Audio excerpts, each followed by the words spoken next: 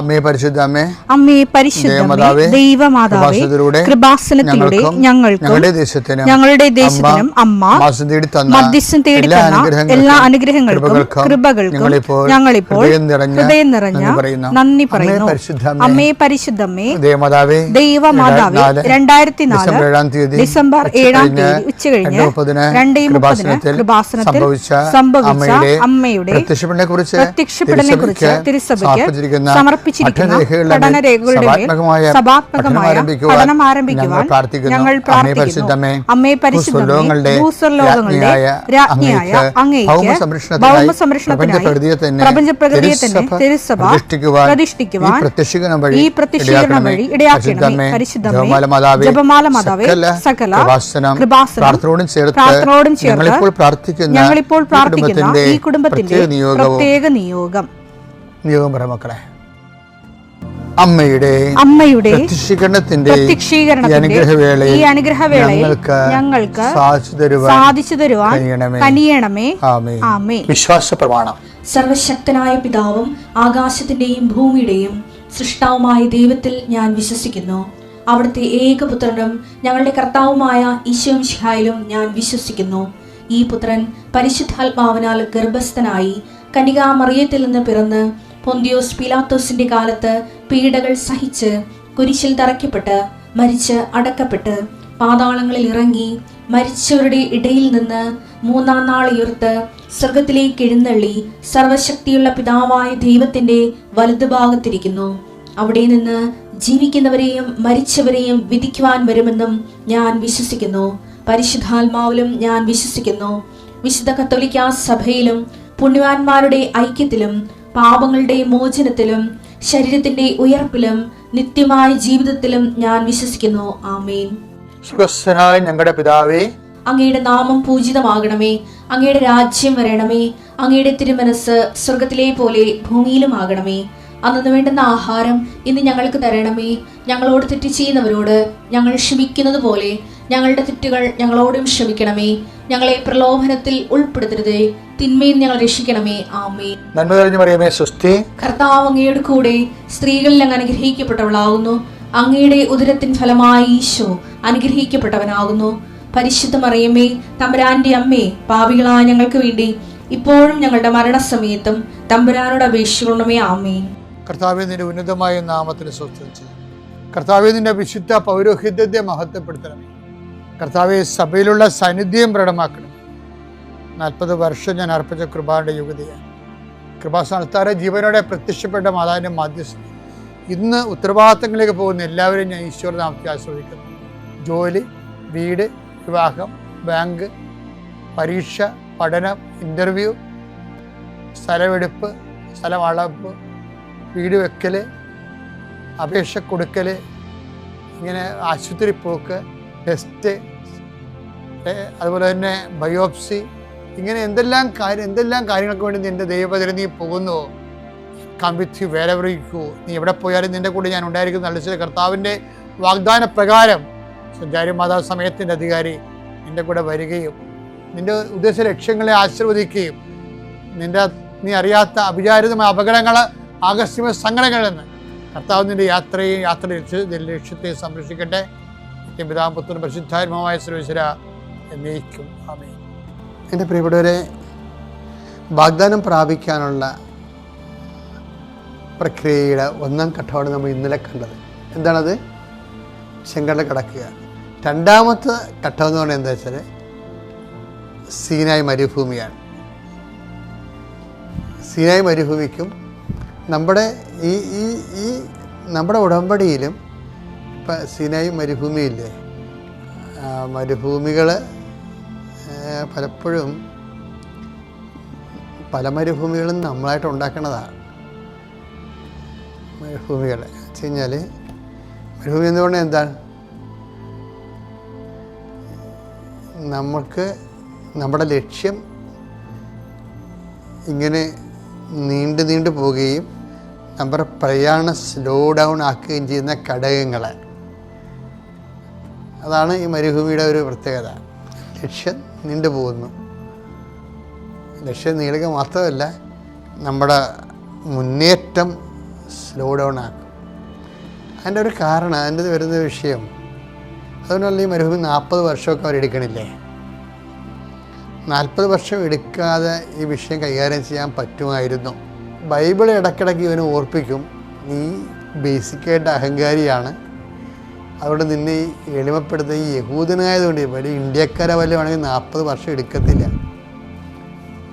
ഇന്ത്യക്കാർ ഞാൻ ഈ ഈജിപ്തിൽ നിന്ന് ഇസ്രയേലിലോട്ട് പുറപ്പെട്ടു പോയ പാർട്ടി വല്ല ഇന്ത്യക്കാരനെ വല്ല വരുന്നതും കൊണ്ടുവരും, അവൻ 40 വർഷം എടുക്കത്തില്ല. കാരണം ഇന്ത്യക്കാരന് പൊതുവെ അഹങ്കാരം കുറവാണ്. ആവശ്യം വല്ലവരും വല്ല ഗെയിം അടിക്കുന്നതല്ലാതെ ഈ ബ്ലഡിൽ അഹങ്കാരം ഇല്ല. അത് നമ്മളുടെ പ്രകൃതിയും പിന്നെ നമ്മുടെ ഒരു ആധ്യാത്മികതയും എല്ലാം കൂടി എൻ്റെ ഉണ്ട്. എൻ്റെ ഒരു സംശയം അത് നിശ്ചയിക്കാൻ പറ്റത്തില്ല. എന്തുകൊണ്ടാണ് ദൈവം നിങ്ങളെ തിരഞ്ഞെടുത്തത്? നിങ്ങൾ ഏറ്റവും ചെറിയ ഗണമായത് കൊണ്ടാണെന്ന് പറഞ്ഞില്ലേ. നിയമാവർത്തനം 7:7. നിയമാവർത്തനം 7:7. കർത്താവ് നിങ്ങളെ സ്നേഹിച്ചതും തിരഞ്ഞെടുത്തതും മറ്റു ജനതകളെക്കാൾ നിങ്ങൾ എണ്ണത്തിൽ കൂടുതലായിരുന്നതുകൊണ്ടല്ല, നിങ്ങൾ മറ്റെല്ലാ ജനതകളെയും ചെറുതായിരുന്നു. പഴയ നിയമത്തിലെ നിരീക്ഷണത്തിൽ വന്നിട്ടുള്ള ഒരു കാര്യമാണ്. അത് മോസസാണ് എഴുതിയിരിക്കുന്ന കാരണമാണ് മോസസിന് ആ ഒരു രീതി ഒരു പെർസ്പെക്റ്റീവിൽ അത് ആ ഒരു ആംഗിളിൽ അത് അവതരിപ്പിക്കുന്നത്. മറ്റുള്ള ജനങ്ങളെക്കാൾ ഇവർ അഹങ്കാരികളായിരുന്നു. അതാണ് ഒരു കാര്യം. അതാണ് ഈ ജനതയെ ലോകത്തിലുള്ള എല്ലാ ജനതകളെക്കാളും അഹങ്കാരത്തിൽ കൂടുതലുള്ള ഒരു വർഗം. അതുകൊണ്ടാണ് ഇവരിൽ പ്രവർത്തിച്ച് വിജയിച്ച ബാക്കിയുള്ളവർക്കെല്ലാം ആപ്ലിക്കബിൾ ആവും. ഈ മരുഭൂമിയിൽ ഒന്നാമത്തെ മെസ്സേജ് എന്ന് പറയുന്നത് നിയമാവർത്തനം 2 എടുത്തേ. നിങ്ങളുടെ ദൈവമായ കർത്താവ് നിങ്ങളെ എളിമപ്പെടുത്താനും തന്റെ കൽപ്പനകൾ അനുസരിക്കുമോ ഇല്ലയോ എന്നറിയാൻ നിങ്ങളെ പരീക്ഷിച്ച് നിങ്ങളുടെ ഹൃദയ വിചാരങ്ങൾ മനസ്സിലാക്കാനും വേണ്ടി ഈ 40 സംവത്സരം മരുഭൂമിയിലൂടെ നിങ്ങളെ നയിച്ച വഴിയെല്ലാം നിങ്ങൾ ഓർക്കണം. അപ്പൊ ഈ എളിമപ്പെടുത്തുക എന്നുള്ളതായിരുന്നു. അതാണ് ഞാൻ അഹങ്കാരം എന്ന് പറഞ്ഞത്. അപ്പൊ ഈ നമ്മളെ ഉടമ്പടിയിൽ എല്ലാ വാഗ്ദാനം പ്രാപിക്കുമ്പോൾ, ഉടമ്പടി ഉപയോഗിക്കുമ്പോൾ അതിൻ്റെ 1-ാം ഘട്ടം ഇന്നലെ നമ്മൾ കണ്ടു. എന്താണ്? പാപം അതായത് പാപം കഴുകിക്കളയണം. പാപകരമായ ലൈഫ്, സംസാരം, ചെയ്തികൾ എല്ലാത്തിൽ നിന്നും ഗുഡ് ബൈ പറയണം. വാഗ്ദാനം പ്രാപിക്കാനുള്ള 2-ാം ഘട്ടം എന്താ? ഈ മരുഭൂമിയാണ്. എന്തിനാണത്? എളിമപ്പെടുത്താനാണ്. മരുഭൂമിയിൽ നമുക്കൊരു ഒരു വിഷയം, നമ്മുടെ മുന്നേറ്റം സ്ലോ ഡൗൺ ആവുകയും നമുക്ക് നടന്നു തീർക്കാനുള്ള ഇടങ്ങൾ നീണ്ടുപോവുകയും ചെയ്യുമ്പോൾ മരുഭൂമിയാവും. എപ്പോഴാണ് മരുഭൂമി ഉദയം ചെയ്യണമെന്ന് ചോദിച്ചു കഴിഞ്ഞാൽ, നമ്മൾക്ക്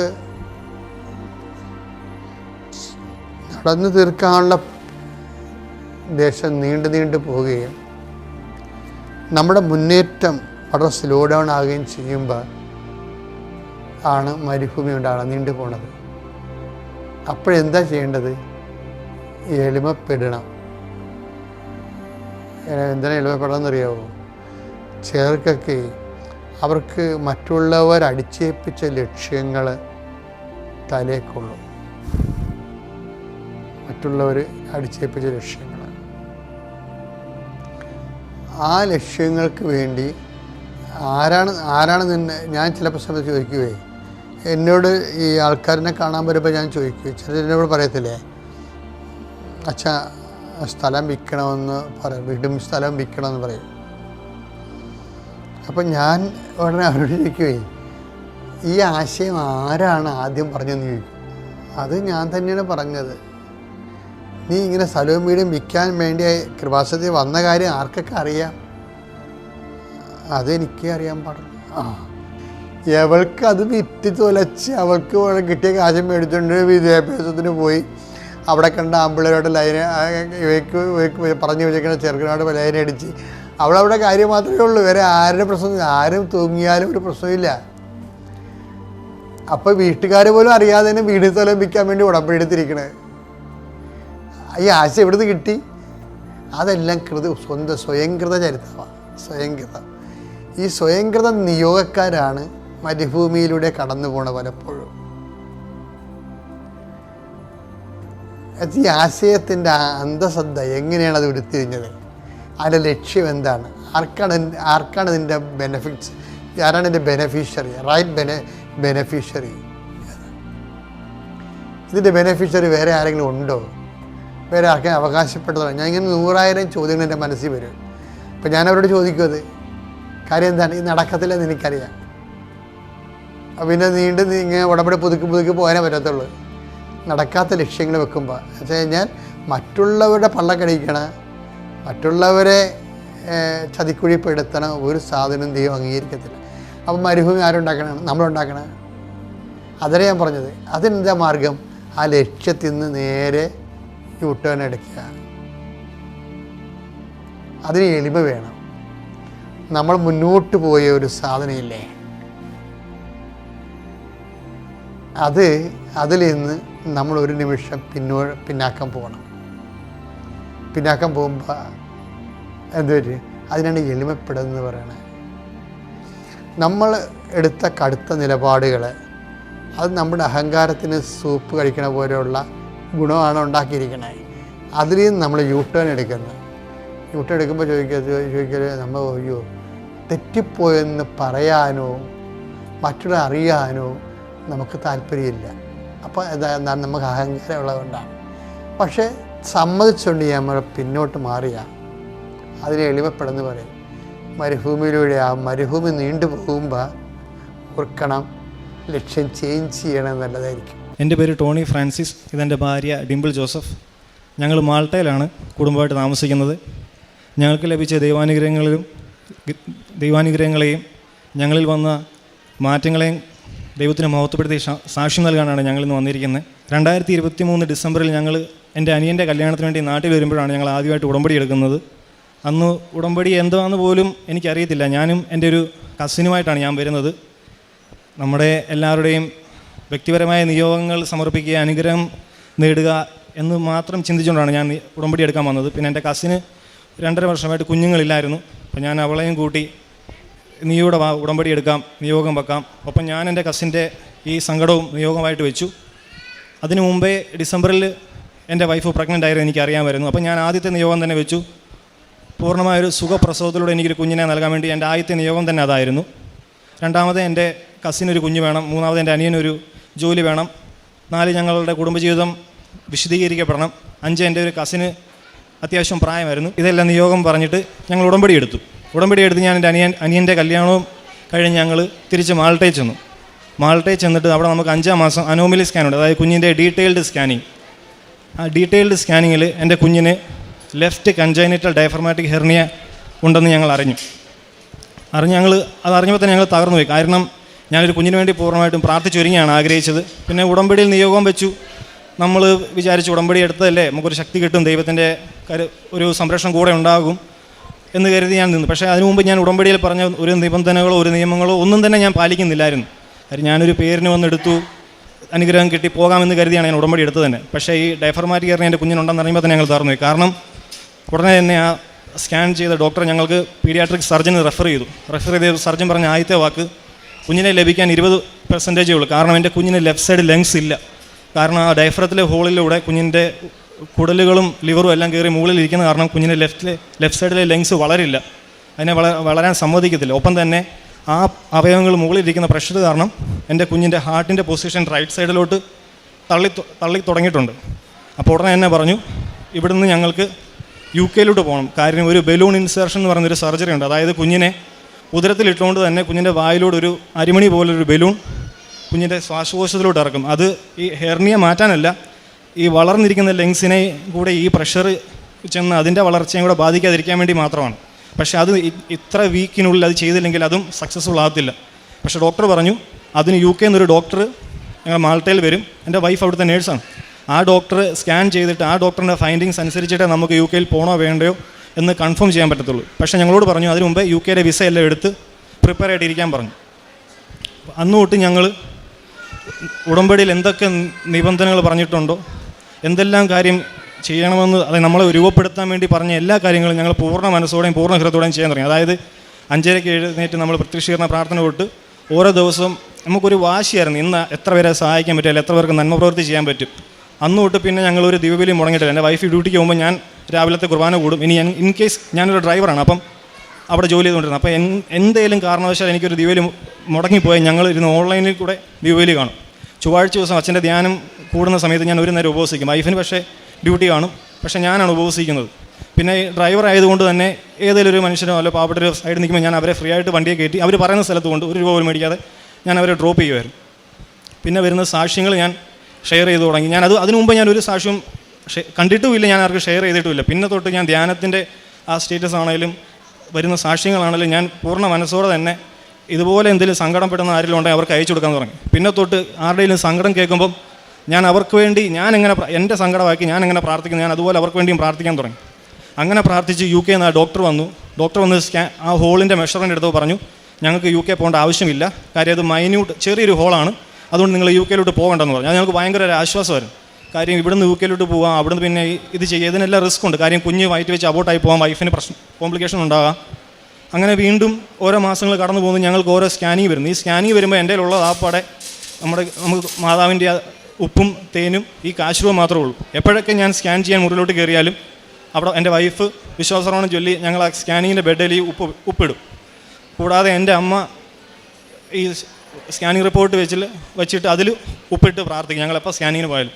അങ്ങനെ ഓരോ സ്കാനിങ്ങിലും ഹോളിന് മാറ്റമൊന്നുമില്ല, ഹോൾ സ്റ്റിൽ അവിടെ തന്നെ ഉണ്ട്, പക്ഷേ ഹോള് വലുതാകുന്നില്ല, അങ്ങനെ തന്നെ പോകുന്നു. വേറെ അബ്നോർമാലിറ്റീസ് ഒന്നുമില്ല, ഈ ഹോള് മാത്രമേ ഉള്ളൂ. പക്ഷേ അതിന് കോസ് ഇല്ലാത്ത കാരണം ഒന്നും പഴിക്കാൻ പറ്റത്തില്ല. അല്ലെങ്കിൽ നമുക്ക് എന്നെയായാലും അല്ലെങ്കിൽ വൈഫിനെ അങ്ങനെ പഴിച്ച് നമുക്ക് പോകാറില്ല. പക്ഷേ ഇതിനകത്ത് കോസുമില്ല, ആരുടെയും കുഴപ്പം കൊണ്ട് വരുന്നതല്ല. അങ്ങനെ ഡോക്ടർമാർ പറഞ്ഞു ഓഗസ്റ്റ് 16 നമുക്ക് ഡെലിവറി ചെയ്യാമെന്ന് പറഞ്ഞു. കാര്യം പ്ലാൻഡ് സിസേറിനാണ്. കാര്യം കുഞ്ഞിനെ വൺസ് വയറ്റിൽ നിന്ന് പുറത്തെടുത്ത ഉടനെ തന്നെ വിത്തിൻ മിനിറ്റ്സിനുള്ളിൽ അവർക്ക് ഇൻറ്റുബേറ്റ് ചെയ്യണം, അല്ലെങ്കിൽ കുഞ്ഞ് നഷ്ടപ്പെടും. അപ്പോൾ ഞങ്ങളോട് പറഞ്ഞു ഓഗസ്റ്റ് 16 നമുക്ക് ഡെലിവറി നടത്താം എന്ന് പറഞ്ഞു. പക്ഷേ എൻ്റെ വൈഫിൻ്റെ ആഗ്രഹം ഓഗസ്റ്റ് 15 മാതാവിൻ്റെ ഒരു ദിവസം തന്നെ അവൻ ഡെലിവേർഡ് ആകണമെന്ന്. കാര്യം എൻ്റെ വൈഫിനറിയാം അന്ന് അവിടെ പബ്ലിക് ഹോളിഡേ ആണ്, മാതാവിൻ്റെ സ്വർഗ്ഗാരോഹണം കാരണം നമുക്കവിടെ പബ്ലിക് ഹോളിഡേ ആണ്. മെയിൻ സർജൻസോ ഡോക്ടേഴ്സോ ഒന്നും അവൈലബിൾ അല്ല, എല്ലാവരും ഒന്ന് ഓഫായിരിക്കും. എന്നാലും വൈഫ് അങ്ങനെ തന്നെ പ്രാർത്ഥിച്ചു. ഞാൻ പറഞ്ഞു അവളുടെ ആഗ്രഹമില്ല, നടക്കട്ടെ എന്ന് പറഞ്ഞാൽ അവളെ ഞാൻ 14 ഞങ്ങൾ അഡ്മിറ്റ് ആകുന്നു. ഞാൻ തിരിച്ച് വീട്ടിൽ വരുന്നു, വൈഫ് അന്ന് സ്റ്റേ, കാര്യം ഡെലിവറിക്ക് ശേഷം ഹസ്ബൻഡ് അവിടെ സ്റ്റേ ചെയ്യാൻ പറ്റത്തുള്ളൂ. 15 ഇതുപോലെ തന്നെ ഞാൻ രാവിലെ ചെല്ലുന്നു, ഞങ്ങൾ പ്രാർത്ഥിക്കുന്നു, ഒരുമിച്ച് പ്രാർത്ഥിക്കുന്നു. ഞാൻ വൈകുന്നേരം തിരിച്ച് വീട്ടിൽ വന്നപ്പോഴേക്കും 9 മണിയായപ്പോൾ കുഞ്ഞ് ഫ്ലൂയിഡ് ബ്രേക്ക് ചെയ്തു. കാരണം എനിക്ക് ടെൻഷനായി പോയി. കാര്യം നമ്മൾ പ്ലാൻഡ് സിസേറിനായപ്പം മെയിൻ എക്സ്പേർട്സ് ആയിരിക്കും ഈ സർജറി എല്ലാം ചെയ്യുന്നത്. അവർ പിറ്റേ ദിവസം രാവിലത്തേക്ക് ഫസ്റ്റ് സർജറി എന്ന് വെച്ചതാണ്. പക്ഷേ അപ്പോഴേക്കും ഡോക്ടേഴ്സ് ഒന്നുമില്ല, മെയിൻ സർജൻസ് ഇല്ല, ഡെലിവറി ചെയ്യുന്ന ഡോക്ടേഴ്സ് ഒന്നുമില്ല, ഓൺ കോൾ ഉള്ളവർ മാത്രമേ ഉള്ളൂ. പക്ഷേ എൻ്റെ അന്ന് ആകെപ്പാടുള്ളത് മാതാവിൻ്റെ ഇവിടുത്തെ ഉടമ്പടി കാശുരൂപമാണ്. വൈഫ് വിളിച്ച് പറഞ്ഞു ഇപ്പോൾ തന്നെ സർജറി ആവും, കാര്യം ഫ്ലൂയിഡ് ബ്രേക്കാണ്, കുഞ്ഞിന് ഈ കണ്ടീഷനുള്ള കാരണം അധികം വെക്കാൻ പറ്റത്തില്ല. അങ്ങനെ 16 വെളുപ്പിനെ 2:25 ഇവനെ ഡെലിവറി ചെയ്ത് പുറത്തെടുത്തു. ഡെലിവറി ചെയ്ത് പുറത്തെടുത്ത സമയത്ത് എൻ്റെ വൈഫിന് VT അടിച്ചു, അറ്റാക്കിൻ്റെ ചെറിയൊരു വേരിയേഷൻ കാണിച്ചു, ഹാർട്ട് ബീറ്റ്, അനസ്തേഷ്യ കൊടുത്ത സമയത്ത്. അപ്പോൾ അവരെന്നോട് ഡെലിവറിക്ക് മുമ്പേ പറഞ്ഞു കുഞ്ഞിനെ നിങ്ങൾക്ക് കാണാനേ പറ്റത്തില്ല, കാര്യം അവനെ ഉടനെ തന്നെ ഇൻറ്റുബേറ്റ് ചെയ്യണം. ഇതെല്ലാം നേഴ്സും ഡോക്ടറും ഞങ്ങളെ പറഞ്ഞ് മനസ്സിലാക്കി. കാര്യം വൈഫിനറിയാം, കാര്യം വൈഫിനെ അതിനെക്കുറിച്ച് അറിവുണ്ട്. എനിക്കൊന്നും അറിയത്തുള്ളൂ, എന്നോട് പറഞ്ഞു കുഞ്ഞിനെ ചോദിക്കരുത്, കാണിക്കാൻ പറ്റത്തില്ല, കുഞ്ഞിനെ കൊണ്ട് ഓടത്തേ ഉള്ളത്. അങ്ങനെ ഞാൻ ആ കാശുരൂപം പിടിച്ചുകൊണ്ട് എൻ്റെ വൈഫിൻ്റെ ഡെലിവറി സമയം കൂടെ നിന്നു. പിന്നെ ആ സിസ്റ്ററിന് ഞങ്ങളുടെ മനോവിഷമം കണ്ടിട്ടാണോ എന്നറിയത്തില്ല, സിസ്റ്റർ ജസ്റ്റ് ഒന്നിങ്ങനെ ജസ്റ്റ് ഒന്ന് കാണിച്ചു. അപ്പോഴേക്കും എൻ്റെ കുഞ്ഞിൻ്റെ മുഖമൊക്കെ അങ്ങ് ഇരുണ്ടിരി. കാര്യം അവൻ റിയലി സിക്കാണ്, അവന് ബ്രീത്ത് ചെയ്യാൻ പ്രോബ്ലം ഉണ്ട്, അവന് ഉറങ്ങുന്നില്ല, അവൻ കരഞ്ഞിട്ടില്ല. കുഞ്ഞിനെ കൊണ്ട് ഓടുന്ന മാത്രമേ ഞാൻ കണ്ടിട്ടുള്ളൂ. ആ നേഴ്സ് എൻ്റെ കുഞ്ഞിനെ കൊണ്ട് ഓടുന്ന മാത്രം കണ്ടു, എന്നെയും വൈഫിനെയും അവിടുന്ന് പുറത്താക്കി. ഞങ്ങൾ ഇതിൽ നിന്നൊക്കെ ഒരു പ്രതീക്ഷ തന്നത്, ഒരു ദിവസം ഇവളുടെ ഒരു സൂപ്പർവൈസർ നേഴ്സ് പറഞ്ഞായിരുന്നു നിനക്ക് ദൈവം വിധിച്ചതാണ്, ഈ കുഞ്ഞിനെ തരും, അല്ലെങ്കിൽ ദൈവം തിരിച്ചെടുക്കുമെന്ന്. ഇതെൻ്റെ വൈഫിന് ഭയങ്കര സങ്കടമായിരുന്നു. അതിൻ്റെ പിറ്റേ ദിവസം ഞങ്ങൾ ദിവ്യബലിക്കായി പള്ളിയിൽ പോയപ്പം ഒരമ്മച്ചി വന്നിട്ട് ഫീഡിംഗ് ബോട്ടിൽ ഒരു സെറ്റ് വന്ന് എൻ്റെ വൈഫിനെ കൊടുത്ത് പറഞ്ഞു ഇത് നിനക്കുള്ളതാന്ന് പറഞ്ഞു. ഈ അമ്മച്ചി എവിടെ നിന്ന് വന്നെന്നോ എങ്ങോട്ട് പോയെന്നോ ഒന്നും ഞങ്ങൾക്ക് അറിയില്ല. കാരണം ഇവൾ അന്ന് കുർബാനയ്ക്ക് വരുന്നത് ആ അമ്മച്ചിക്ക് അറിയില്ല. ആ ഹോസ്പിറ്റലിലെ ചാപ്പിൽ 2 കുർബാനയുള്ളത്, ഒന്ന് 6:30-ക്കും ഒന്ന് 7 മണിക്കും. വൈഫിന് ഓഫുള്ള ദിവസം ഞങ്ങൾ 7 മണിക്കകത്ത് കുർബാനയ്ക്കാണ് പോകുന്നത്.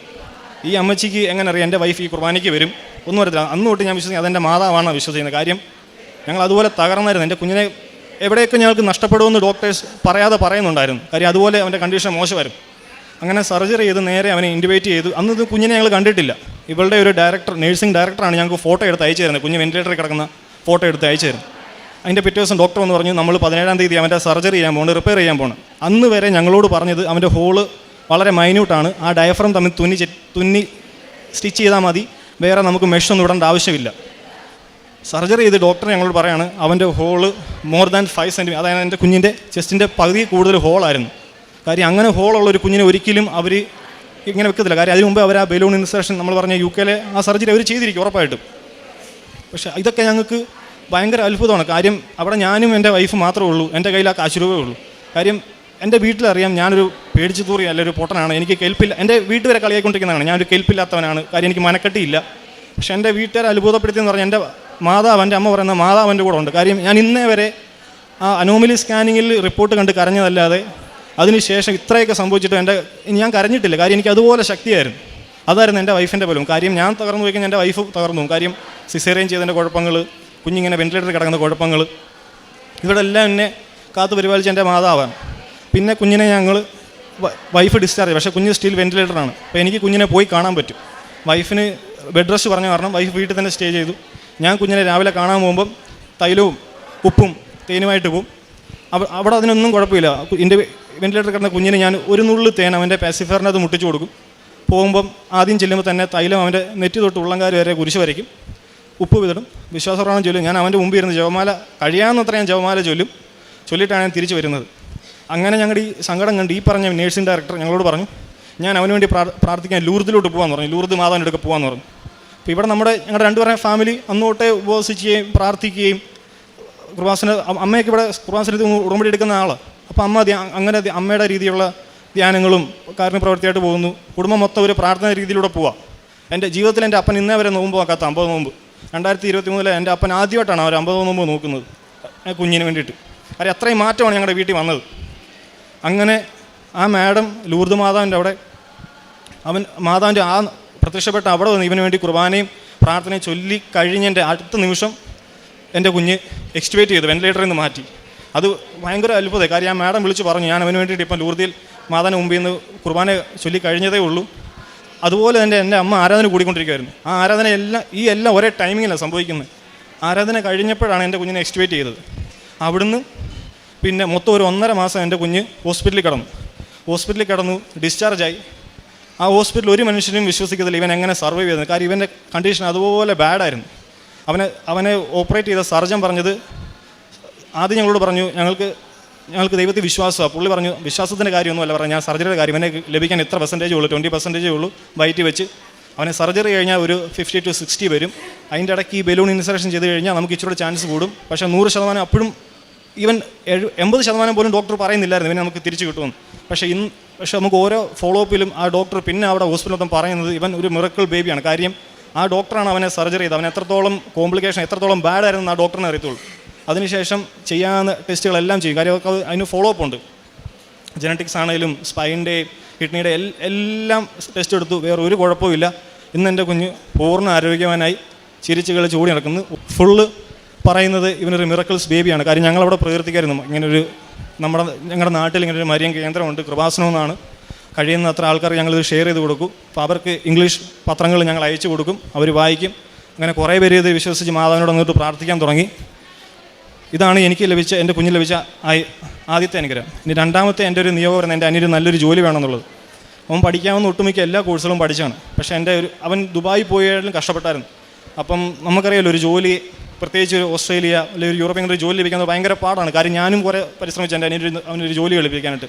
പക്ഷേ ഞാനൊരു നിയോഗത്തിൽ എഴുതിയിട്ടാണ്. പക്ഷേ ഈ അന്റോണിയോയുടെ കാര്യം കഴിഞ്ഞ് എൻ്റെ അടുത്ത കാര്യം നടക്കുന്ന എൻ്റെ അനിയന് ഓസ്ട്രേലിയയിൽ നല്ലൊരു ജോലി, അതായത് ഒരു ഏജൻസിയും അല്ല ഒന്നുമല്ല, ലിങ്ക്ഡിൻ പ്രൊഫൈൽ വഴി അവൻ്റെ എക്സ്പീരിയൻസ് കണ്ട് അവനെ ഫ്രീ ആയിട്ട് തന്നെ വേറെ ഒരു ഏജൻസിക്കും പൈസ കൊടുക്കാതെ എൻ്റെ അനിയന് ഓസ്ട്രേലിയയിൽ നല്ലൊരു ജോലി ലഭിക്കുകയും ചെയ്തു. എൻ്റെ കസിന് ഇതിനോടൊപ്പം തന്നെ എൻ്റെ കസിൻ പ്രഗ്നൻ്റായി, കസിൻ ആരോഗ്യമുള്ളൊരു കുഞ്ഞിനെയും ലഭിച്ചു. എൻ്റെ കല്യാണം ഡിലേ ആയുള്ള ചേട്ടൻ്റെ കല്യാണവും നടന്നു. ഇത്രയാണ് എൻ്റെ ഉടമ്പടിയിൽ ഞങ്ങളുടെ കുടുംബത്തിന് ലഭിച്ച അനുഗ്രഹങ്ങൾ. അമ്മയ്ക്കും തിരുമാരും 1000 നന്ദി. കാരുണ്യപ്രവർത്തികളായിട്ട് ഞാനും എൻ്റെ വൈഫ്, ഞാൻ പറഞ്ഞില്ല വൈഫ് നേഴ്സാണ്, അവിടെ അവളുടെ ഡ്യൂട്ടി ടൈം കഴിഞ്ഞാലും ചിലപ്പം ചില പേഷ്യൻസ് ഉണ്ട് റിലേറ്റീവ്സ് ഒന്നും ഇല്ലാതെ ആരുമില്ലാതെ അവരോട് കൂടുതൽ ടൈം സ്പെൻഡ് ചെയ്യും. കാര്യം എൻ്റെ വൈഫ് ചെല്ലുമ്പോൾ അവർക്ക് ഭയങ്കര ഇഷ്ടമാണ്. അവളിങ്ങനെ അവരുടെ കാര്യങ്ങൾ ചോദിക്കും, കഥകൾ പറയും, നമ്മുടെ നാടിനെക്കുറിച്ച് പറയും, മാതാവിനെക്കുറിച്ച് പറയും. അവർക്ക് ഭയങ്കര ഇഷ്ടമാണ്. അങ്ങനെ ടൈം അവൾ സ്പെൻഡ് ചെയ്ത് അങ്ങനെ കാരുണ്യപ്രവൃത്തിയായി. ഞാനൊരു ഡ്രൈവർ ആയതുകൊണ്ട് നമ്മുടെ മലയാളികൾ സഹോദരങ്ങൾ ഒരുപാടുണ്ട്. ചിലർക്ക് ജോലി നഷ്ടപ്പെട്ടത്, ചിലർ ജോലി വന്നിട്ട് ശരിയാത്തവർ. അപ്പോൾ ഇവരൊക്കെ എവിടെയെങ്കിലും ബസ് സ്റ്റോപ്പിലോ അല്ലെങ്കിൽ ഏതെങ്കിലും വഴിയിലൊക്കെ കാണുമ്പോൾ ഞാൻ ചോദിക്കും, ചേട്ടാ എങ്ങോട്ടാണ് പോകണ്ടേ, ഞാൻ കൊണ്ടാക്കാം. അപ്പോൾ ഒരു പൈസ, ഞാൻ പറഞ്ഞു ഒരു പൈസയും വേണ്ട, ഞാൻ ഫ്രീ ആയിട്ട് അവർ പറയുന്ന ഏതാണോ സ്ഥലം അവിടെ ഞാൻ കൊണ്ടുവിടും. പിന്നെ വിശപ്പ് നമുക്ക് അറിയാമല്ലോ, ഒരു മനുഷ്യനെ കാണുമ്പോൾ പൈസ അല്ല ബുദ്ധിമുട്ടുള്ള, ഞാൻ അവർക്ക് ഭക്ഷണം മേടിച്ച് കൊടുക്കും. പിന്നെ മെയിനായിട്ട് ഞങ്ങൾ വന്നത് ദൈവീയമാറ്റെന്ന് പറഞ്ഞാൽ എന്താണ് ദൈവം, അല്ലെ ദൈവത്തിൻ്റെ അത്ഭുതം എന്താണെന്ന് ഞങ്ങളുടെ കുടുംബം പൂർണ്ണമായിട്ട് മനസ്സിലാക്കി. ചിലപ്പം ഒരു മാറ്റമായിരിക്കും. ഞാൻ പറഞ്ഞില്ല, എൻ്റെ അപ്പൻ ഇന്നേ വരെ 50 നോമ്പ് നോക്കാത്ത എൻ്റെ അപ്പനാണ് ആദ്യമായിട്ട് പൂർണ്ണമായിട്ട് 50 നോമ്പ് നോക്കിയത്. ഇന്ന് അപ്പന് പ്രാർത്ഥിക്കാൻ ഇച്ചിരൂടെ അപ്പൻ പ്രാർത്ഥിക്കുന്ന ഒരു വ്യക്തിയാണ്. അപ്പം കൂടുതൽ തീഷ്ണമാണ് ഇന്ന് എൻ്റെ വീട്ടിലെ പ്രാർത്ഥന. അതുപോലെ എൻ്റെ സഹോദരനും അനിയത്തിയൊക്കെ പ്രാർത്ഥിക്കുന്നത് ഇപ്പോൾ ഞങ്ങൾ കൂടുതൽ തീഷ്ണമായ പ്രാർത്ഥനയിൽ. ഞങ്ങൾ കൂടുതൽ ഇപ്പം അവിടെ പോയ അത്ഭുതം എന്നല്ല ഞങ്ങൾ പറയാം, നിങ്ങൾ ദൈവത്തെ മനസ്സിലാക്കുക, ഇങ്ങനെയാണ് ഞങ്ങൾ പറയാറുള്ളത്. അല്ലാതെ അവിടെ പോയാൽ നിങ്ങൾക്ക് അത്ഭുതം ലഭിക്കും അതിനെക്കുറിച്ചൊന്നുമല്ല ഞങ്ങൾ നീ മനസ്സിലാക്കുക ദൈവം എന്താണ് ഉദ്ദേശിക്കുന്നത്, നമ്മൾ എന്താണ് കറക്റ്റ് ആകേണ്ടത്. ഇതൊക്കെയാണ് ഞങ്ങളിൽ വന്ന പൂർണ്ണ മാറ്റം. ഇത്രയും അനുഗ്രഹം ഞങ്ങൾക്ക് നൽകിയ ദൈവത്തിനും അമ്മയുടെ മാധ്യസ്ഥനും 1000 നന്ദി പറയുന്നു. 2 സാമുവേലിൻ്റെ പുസ്തകം 7-ാം അധ്യായം 29 മുതലുള്ള തിരുവചനങ്ങളിൽ, അടിയൻ്റെ കുടുംബം അങ്ങയുടെ മുൻപിൽ നിന്ന് ഒരിക്കലും മാറിപ്പോകാതിരിക്കേണ്ടതിന് അതിനെ അനുഗ്രഹിക്കാൻ തിരുവുള്ളമാകണമേ. ദൈവമായ കർത്താവെ, അങ്ങ് വാഗ്ദാനം ചെയ്തിരിക്കുന്നു, അവിടുത്തെ അനുഗ്രഹത്താൽ അടിയൻ്റെ കുടുംബം എന്നേക്കും അനുഗ്രഹീതമാകും. തങ്ങളുടെ കുഞ്ഞിൻ്റെ അനുഭവമാണ് കുഞ്ഞിനെ ലഭിച്ചത്. ടോണി ഫ്രാൻസിസും ജീവിത പങ്കാളിയും ഇവിടെ വന്ന് പങ്കുവയ്ക്കുക. ഇവിടെ വന്ന് ഒരു ഉടമ്പടി എടുത്തേക്കാമെന്ന് കരുതി ഒരു ഉടമ്പടി എടുക്കുന്നു. പേരിനൊരു ഉടമ്പടി എടുത്തു. പിന്നീട് തങ്ങളുടെ സാധാരണ ജീവിതവുമായിട്ട് മുമ്പോട്ട് പോകുന്ന ഉടമ്പടിയിലൊന്നും ചെയ്യുന്നില്ല. എന്നാൽ അനോമലി സ്കാനിങ്ങിൽ തൻ്റെ വൈഫിൻ്റെ, അതായത് കുഞ്ഞിൻ്റെ കണ്ടീഷൻ അത് വളരെ ക്രിട്ടിക്കലാണ്. ഓരോന്നോരോന്നാണ് ഡോക്ടേഴ്സ് പറയുക. ഡയഫ്രത്തിൽ ഹോളുണ്ട്, അതുപോലെ തന്നെ ലങ്സിന് വളർച്ചയില്ല, ഹാർട്ടിൻ്റെ പൊസിഷൻ വലതുവശത്തേക്ക് മാറിയിരിക്കുന്നു, UK വരെ കുഞ്ഞിനെ കൊണ്ടുപോകണം, എന്നിട്ട് ഒരു ബലൂൺ ഇൻസേർട്ട് ചെയ്യണം. ഇങ്ങനെയൊക്കെ ഓരോന്ന് പറയുമ്പോഴും ഡോക്ടേഴ്സ് പൂർണ്ണമായിട്ട് നിനക്ക് കുഞ്ഞിനെ കയ്യിൽ തരാമെന്ന് പറഞ്ഞില്ല. 20% ഇതൊക്കെ ചെയ്താലും 20%, 50% ഇങ്ങനെ പോവുകയാണ്. എന്നാൽ അടിയൻ്റെ കുടുംബം അങ്ങയുടെ മുൻപിൽ നിന്നൊരിക്കലും മാറിപ്പോകാതിരിക്കേണ്ടതിന് അതിനെ അനുഗ്രഹിക്കാൻ തിരുവുള്ളമാകണമേ. ദാവീദ് രാജാവിൻ്റെ പ്രാർത്ഥനയാണ്, നന്ദി പ്രകാശനമാണ് ദാവീദ് രാജാവിൻ്റെ. അതാണ് നാം തിരുവചനങ്ങളിലൂടെ ശ്രവിച്ചത്. ദൈവത്തിൻ്റെ തിരുമുൻപിൽ പാപം ചെയ്ത ദാവീദ് രാജാവ്, അങ്ങയുടെ പരിശുദ്ധാത്മാവിനെ എന്നിൽ നിന്ന് എടുത്തു കളയരുതേ, അങ്ങയുടെ സഹായത്തിന് വീണ്ടും വീണ്ടും എന്നെ അർഹനാക്കണമേ എന്ന് സങ്കീർത്തനത്തിൽ 51-ാം സങ്കീർത്തനത്തിൽ ദാവീദ് പ്രാർത്ഥിക്കുന്നുണ്ട്. ആ പ്രാർത്ഥന പിന്നീട് എങ്ങനെയാണ് തൻ്റെ നന്ദി പ്രകാശനവുമൊക്കെ ആയിട്ട് ദാവീദ് കണ്ടിന്യൂ ചെയ്യുകയും, പിന്നീട് ഏറ്റവും എൻ്റെ ദാസനായ ദാവീദിൽ എൻ്റെ ഹൃദയത്തിനിണങ്ങിയ മനുഷ്യനെ ഞാൻ കണ്ടു എന്നാണ് കർത്താവ് പിന്നീട് ദാവീദിനെക്കുറിച്ച് പറയുക. ഇന്ന് ടോണി ഫ്രാൻസിസ് ഇവിടെ നിൽക്കുമ്പോൾ തനിക്കൊരു കെൽപ്പില്ലാത്തവനാണ്, തന്നെക്കുറിച്ച് അറിയാവുന്നവരൊക്കെ പറയുമ്പോഴും തനിക്ക് ശക്തി കിട്ടി. എൻ്റെ കൂടെ ആരും ഉണ്ടായിരുന്നില്ല. ഉടമ്പടി നേർച്ച വസ്തുക്കൾ, അമ്മ, ഉടമ്പടി കാശുരൂപം, പരിശുദ്ധ അമ്മ മാത്രമാണ് തൻ്റെ കൂടെ ഉണ്ടായിരുന്നത്. വൈഫിനും ഹസ്ബൻഡിനും വേറെ പേരൻസോ അങ്ങനെയൊന്നും അവരുടെ അടുത്ത് ആ സമയത്തില്ല. തൻ്റെ കുഞ്ഞിൻ്റെ ഓരോ അവസ്ഥയും പിന്നീട് ഇവിടെ വിവരിച്ച് തന്നെ ഈ മകൻ പറയുന്നുണ്ട്. അങ്ങനെ ഇന്ന് കുടുംബം എത്രമാത്രം ഹൃദ്യതയോടെ ദൈവത്തെ തേടുന്നവരായി. ഞങ്ങൾക്കൊരു മാറ്റം ആവശ്യമായിരുന്നു, അത് ഇങ്ങനെയാണ് ഞങ്ങൾക്ക് നൽകിയത്. ഇന്ന് പിന്നീട് അങ്ങോട്ട് തൻ്റെ പേരിനെടുത്ത ഉടമ്പടി പിന്നീട് അത് ഹൃദയത്തിലെടുത്ത ഉടമ്പടിയായിട്ട് ഈ മകൻ പിന്നീട് നിവർത്തിക്കുകയാണ്. അങ്ങനെ തൻ്റെ ഉടമ്പടി ജീവിതം ഏറ്റവും അതിനൊരു വാശിയായിരുന്നു എന്നാണ് പറയുക. ഉടമ്പടി ജീവിതം നയിക്കാൻ ഇത്രയൊന്നും പോരാ, ഇനിയും ചെയ്യണം. അങ്ങനെ ദൈവത്തെ വിളിച്ച് കൂടെ നിർത്തി തങ്ങളുടെ കാര്യം നേടിയെടുക്കുന്ന ദമ്പതികളായിട്ട് ഇവർ മാറുകയാണ്. ഇന്ന് കർത്താവിന് വേണ്ടി ജീവിക്കുന്നു. എക്സ്ട്രാ ടൈമൊക്കെ തങ്ങൾ എങ്ങനെയാണ് ഓരോ കാര്യങ്ങൾ ചെയ്യാനായിട്ട് എടുക്കുന്നത്. തൻ്റെ പ്രൊഫഷൻ തൻ്റെ ഡ്രൈവർ ആയിട്ട് ചെയ്യുമ്പോഴും അതിലൊക്കെ ഓരോന്നിലും വിശ്വസ്തത കാണിക്കുവാനായിട്ട് ഇന്ന് ഈ ദമ്പതികൾ പഠിച്ചു, അവരത് ചെയ്യുന്നു. അതിനുള്ള കൃപ തങ്ങളുടെ കുഞ്ഞിനെ നൽകിക്കൊണ്ട്, ആരോഗ്യമുള്ള കുഞ്ഞിനെ നൽകിക്കൊണ്ട് ദൈവം ഇവരുടെ കൂടെ നടക്കുകയാണ്. ഇന്ന് ഇവിടെ വന്ന് കർത്താവിനെ മഹത്വപ്പെടുത്തുമ്പോൾ താൻ മൂലം ഒത്തിരിയേറെ പേരെ ഈ അനുഭവത്തിലേക്ക്, അതായത് നിങ്ങളിവിടെ വന്നാൽ അത്ഭുതമൊന്നും കിട്ടില്ല, നിങ്ങൾക്ക് അവിടെ ചെന്നാൽ ദൈവത്തെ മനസ്സിലാക്കാൻ സാധിക്കും. അതാണ് ഞങ്ങൾ പറയുക. കൃപാസനത്തിൽ അത്ഭുതങ്ങളും അടയാളങ്ങളും ഒന്നുമല്ല നടക്കുന്നത്. ഈ പറയുന്ന ഓരോ കാര്യങ്ങളും ദൈവാനുഭവങ്ങൾ തന്നെയാണ്. അതുകൊണ്ട് തന്നെയാണ് ഇതൊരു അനുഭവ പ്രസംഗം എന്ന് പറയുക. ഓരോ വ്യക്തികളും ഇവിടെ വന്ന് അവരുടെ അനുഭവം ദൈവമഹത്വത്തിനായിട്ട് പ്രസംഗിക്കുകയാണ്, സാക്ഷ്യപ്പെടുത്തുകയാണ്.